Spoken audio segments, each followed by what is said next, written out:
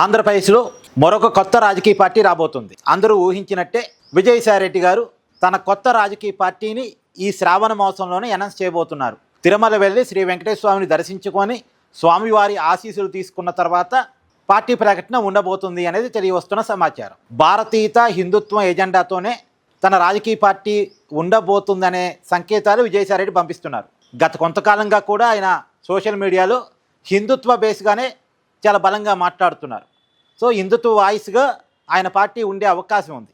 అయితే విజయసాయిరెడ్డి కొత్త రాజకీయ పార్టీని అనౌన్స్ చేయబోతున్నాడు అనగానే సహజంగా ఎవరికైనా వచ్చే అనుమానం ఏంటంటే ఆ పార్టీ నిలబడగలదా, ఆ పార్టీకి ఎన్ని ఓట్లు వస్తాయి, ఎన్ని సీట్లు వస్తాయి. ఎందుకంటే చాలా కొత్త పార్టీని చూసాం, నిలబడలేకపోయాయి.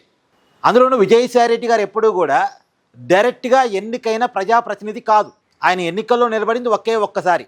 మొన్న 2024 ఎన్నికల్లో వైఎస్ఆర్ కాంగ్రెస్ పార్టీ తరఫున నెల్లూరు లోక్సభ అభ్యర్థిగా నిలబడ్డారు. ఒక్కసారి ఎన్నికల్లో నిలబడ్డారు, ఆ ఒక్కసారి కూడా ఓడిపోయారు. ఆయన ఎప్పుడు కూడా రాజ్యసభకు నామినేట్ చేయబడ్డాడు తప్ప డైరెక్ట్గా ఎన్నికల్లో నిలబడి గెలిచిన వ్యక్తి కాదు.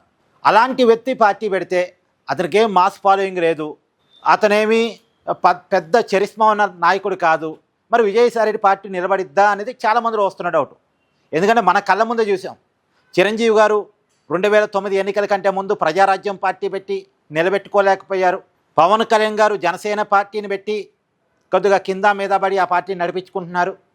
ఆ పార్టీ కూడా ఇంకా సొంతంగా అధికారం వచ్చే పరిస్థితి జనసేన పార్టీకి ఇంకా లేదు.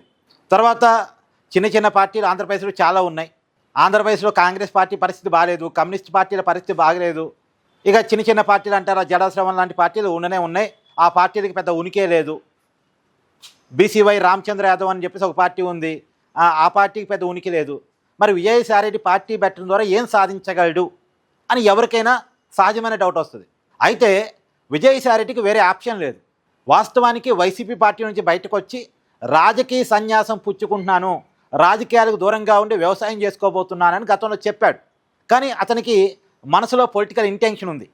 రాజకీయాల్లో గత దశాబ్దంన్నరగా యాక్టివ్గా ఉన్న వ్యక్తి కదా, ఇమీడియట్గా రాజకీయాల నుంచి దూరంగా ఉండలేడు.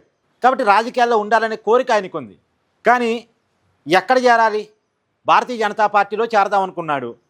కానీ కూటమిలో తెలుగుదేశం పార్టీ, జనసేన పార్టీ ఉండటం వల్ల వీళ్ళ అభ్యంతరాల వల్ల బీజేపీ చేర్చుకోలేకపోయింది. విజయసాయిరెడ్డి చేరదాం అనుకున్నాడు. బీజేపీ అధిష్టానం కూడా ఒక దశలో ఓకే చెప్పింది. కానీ టీడీపీ నుంచి, జనసేన నుంచి వచ్చిన అభ్యంతరాల వల్ల విజయసాయిరెడ్డికి లైన్ క్లియర్ కాలేదు, చేరటానికి అవకాశం లేకుండా పోయింది. మరి ఎక్కడ చేరాలి? మళ్ళీ తిరిగి వైసీపీలోకి రాలేని పరిస్థితి. ఎందుకంటే ఏ కారణాలతో వైసీపీ నుంచి బయటకు వచ్చాడో ఇంకా అదే కారణాలు వైసీపీలో కనపడుతున్నాయి. కాబట్టి వైసీపీలో తిరిగి పోలేడు, ఈ కూటమిలో చేరలేడు, కూటమి పార్టీలో చేరలేడు, చేరటానికి అవకాశం లేదు. సో ఇక తన పార్టీని పెట్టుకోవడం తప్ప రాజకీయాలు యాక్టివ్గా ఉండాలంటే వేరే చాయిస్ లేదు. అందుకే పార్టీ పెట్టుకుంటున్నాడు.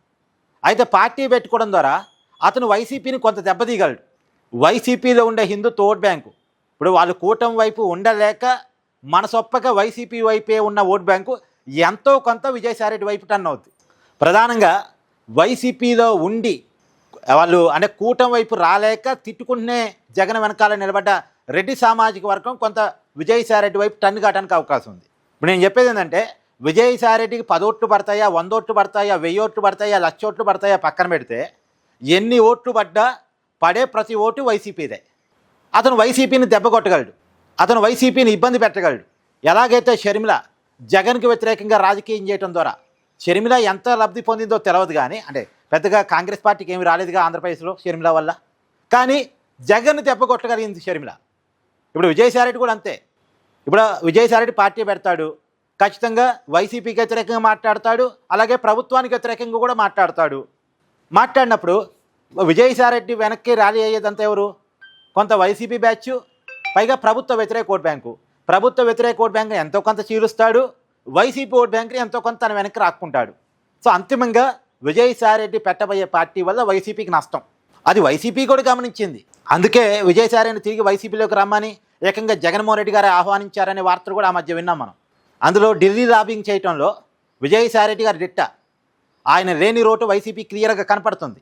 గత 3 నెలలుగా ప్రయత్నం చేస్తున్నా జగన్మోహన్ రెడ్డి గారికి ఢిల్లీ పెద్దల అపాయింట్మెంట్ దొరకట్లేదు.